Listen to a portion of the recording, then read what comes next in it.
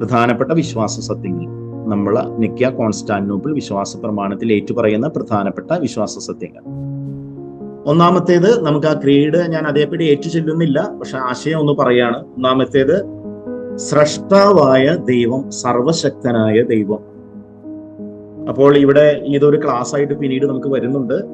തീർച്ചയായും ഇവിടെ പ്രധാനമായ വിഷയം ദൈവമാണ് സ്രഷ്ടാവ്, എല്ലാറ്റിനെയും സൃഷ്ടിച്ചു ദൈവം, അതിൽ മനുഷ്യനൊരു പ്രത്യേകതയുണ്ട് എന്ന് തുടങ്ങിയ കാര്യങ്ങളാണ് ഈ ക്രീഡിന്റെ ഈ ഭാഗത്തിലൂടെ വ്യക്തമാകുന്നത്. അപ്പോൾ ഈ ആധുനിക കാലഘട്ടത്തിന്റെ പശ്ചാത്തലത്തിൽ നമ്മൾ ചിന്തിക്കുമ്പോൾ തിയറി ഓഫ് എവല്യൂഷൻ അതൊക്കെ പ്രതിപാദിക്കപ്പെടേണ്ടി വരും ഈ വിശ്വാസ സത്യത്തെ വിശദീകരിക്കുമ്പോൾ തീർച്ചയായും. അപ്പോൾ തിയറി ഓഫ് എവല്യൂഷനെ എങ്ങനെ സഭ കാണുന്നു, എങ്ങനെ അതിനെ നമ്മൾ മനസ്സിലാക്കണം തുടങ്ങിയ കാര്യങ്ങളൊക്കെ ഈ സൃഷ്ടി എന്ന കാര്യം പറയുമ്പോൾ അത് വരും. രണ്ടാമത്തെ പ്രധാനപ്പെട്ട വിശ്വാസ സത്യം നമ്മുടെ കർത്താവായ ഈശോയിലുള്ള, ഈശോമിശിഹായിലുള്ള വിശ്വാസമാണ്. അപ്പോൾ അവിടുത്തെ ഏകപുത്രനും കർത്താവുമായ ഈശോമിശിഹായിലുള്ള നമ്മുടെ വിശ്വാസം. അപ്പൊ ഈശോയാണ് രണ്ടാമത്തെ, അതിൽ ഈശോ പുത്രനാണെന്ന കാര്യം. അപ്പോൾ ഈശോയും പിതാവും തമ്മിലുള്ള ബന്ധമൊക്കെ അവിടെ പ്രതിപാദിക്കുന്നു. മൂന്നാമത്തെ വിഷയം, പരിശുദ്ധാത്മാവിനാൽ കന്യകാമറിയത്തിൽ നിന്നാണ് ഗർഭസ്ഥനായത് ഈശോ. അപ്പോൾ പരിശുദ്ധ അമ്മയുടെ ഒരു രക്ഷാകര കർമ്മത്തിലുള്ള ഒരു സഹകരണം, പരിശുദ്ധാത്മാവിന്റെ പ്രവർത്തനം തുടങ്ങിയ ആശയങ്ങൾ ഈ ക്രീഡിന്റെ ഈ ഭാഗത്ത് വരും. നാലാമതായി,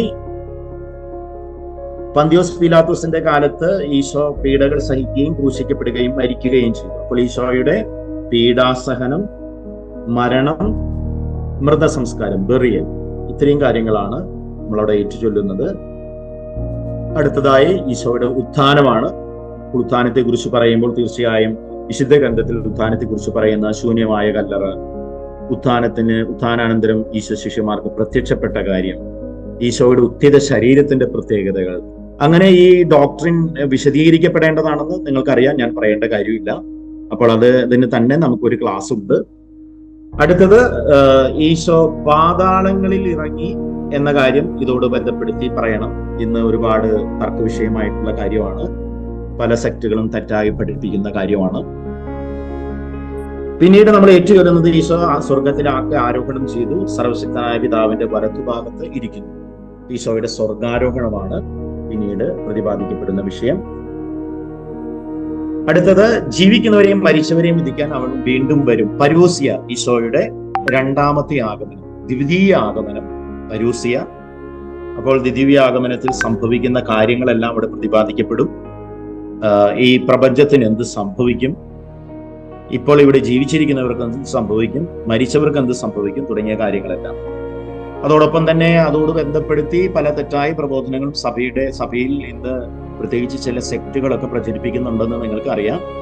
1000 വർഷത്തേക്ക് ഭരണം നടത്താൻ കർത്താവ് വരും എന്ന് പറയുന്ന തെറ്റായ പ്രബോധനം, സഹസ്രാബ്ദ വാഴ്ച തുടങ്ങിയ വിഷയങ്ങളെല്ലാം ഈ ഈശോ വീണ്ടും വരും എന്ന് പറയുന്ന പരൂസിയ എന്ന് പറയുന്ന കാര്യത്തെക്കുറിച്ച് പഠിപ്പിക്കുമ്പോൾ വരും. പിന്നീടുള്ളത്, പരിശുദ്ധാത്മാവിൽ വിശ്വസിക്കുന്നു എന്നുള്ള അടിസ്ഥാന വിശ്വാസ സത്യമാണ്. പരിശുദ്ധാത്മാവ് ആരാണ്, പരിശുദ്ധാത്മാവിന്റെ പ്രവർത്തനങ്ങൾ എന്താണ് എന്നൊക്കെ തുടങ്ങിയ കാര്യങ്ങൾ ഈ ക്ലാസ്സിൽ വിശദീകരിക്കപ്പെടും. അടുത്തത്, പരിശുദ്ധ കത്തോലിക്ക സഭയിൽ വിശ്വസിക്കുന്നു. എന്താണ് കത്തോലിക്ക സഭ? അടിസ്ഥാന ദർശനങ്ങൾ. സഭ എന്ന് പറയുമ്പോൾ എന്ത് മനസ്സിലാക്കണം? ക്രിസ്തുവിന്റെ ഭൗതിക ശരീരമാണ്. സഭ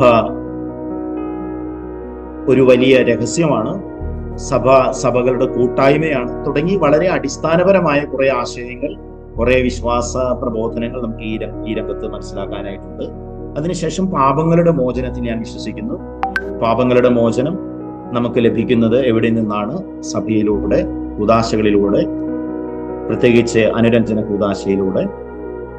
അടുത്ത, ശരീരത്തിന്റെ ഉയർപ്പിൽ ഞാൻ വിശ്വസിക്കുന്നു. ശരീരത്തിന്റെ ഉയർപ്പ് നമുക്കറിയാം, അന്ത്യവിധി നാളിൽ നമ്മളെല്ലാം ശരീരങ്ങളോടുകൂടെ ഉയർത്തെഴുന്നേൽക്കും എന്ന അടിസ്ഥാന സത്യം. അപ്പൊ ഈ ശരീരം എന്ത് തരം ശരീരമാണ്, എപ്പോഴാണ് ഉയർത്തെഴുന്നേൽക്കുന്നത്, എല്ലാവരും ഉയർത്തെഴുന്നേൽക്കും തുടങ്ങിയ കാര്യങ്ങളെല്ലാം ഈ വിഷയത്തിൽ ചർച്ച ചെയ്യപ്പെടും. അവസാനം, നിത്യജീവിതത്തിൽ ഞാൻ വിശ്വസിക്കുന്നു.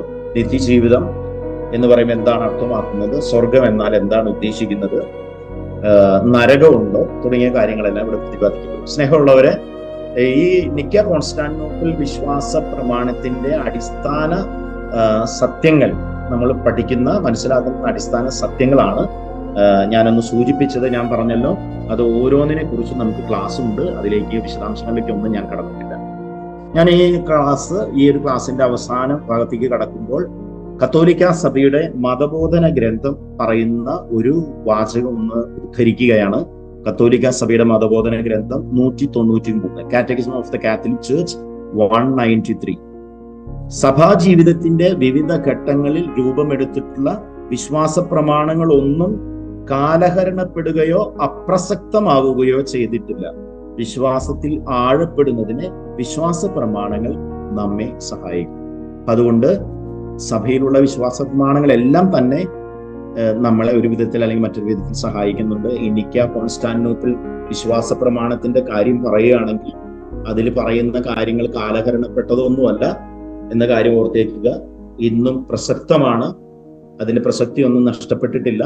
അത് ശരിയായി മനസ്സിലാക്കുകയും വിശദീകരിക്കപ്പെടുകയും വേണം. അതാണ് കൂടുതൽ പ്രധാനപ്പെട്ട കാര്യം. അതിന് ഈ കോഴ്സ് നമ്മെ സഹായിക്കും.